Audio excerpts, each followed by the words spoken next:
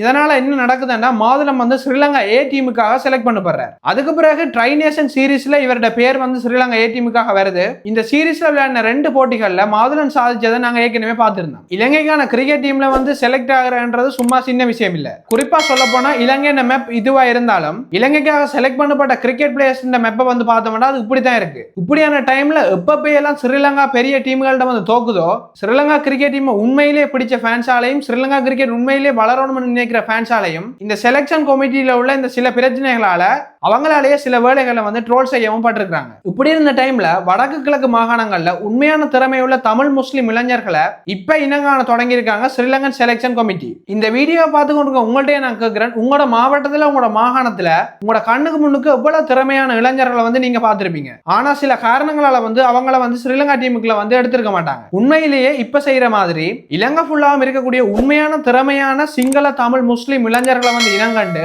அவர்களுக்கு தொடர்ச்சியான எல்லா பயிற்சிகளையும் வந்து கொடுத்தா எப்படி ஒரு காலத்துல ஸ்ரீலங்கா டீமை பார்த்து எல்லா நாடுகளும் பயப்பட்டதோ அதே மாதிரியான ஒரு டீமை வந்து இப்பயும் ஸ்ரீலங்கா டீமால கட்டியமைக்க முடியும். அப்படி செஞ்சா மட்டும்தான் ஸ்ரீலங்கா கிரிக்கெட் டீம் உலகத்தின் முக்கியமான கிரிக்கெட் டீமுகளோட தங்களோட பலத்தை வந்து காட்ட முடியும். இப்ப எப்படி இலங்கை ஃபுல்லா இருந்து புது பிளேயர்ஸ் வாரதை பற்றியும் ஸ்ரீலங்கா டீம் இந்த மச்ச வின் பண்ணதை பற்றியும் உங்களோட கருத்துக்களை இந்த வீடியோ கமெண்ட் செக்ஷன்ல வந்து லீவ் பண்ணுங்க.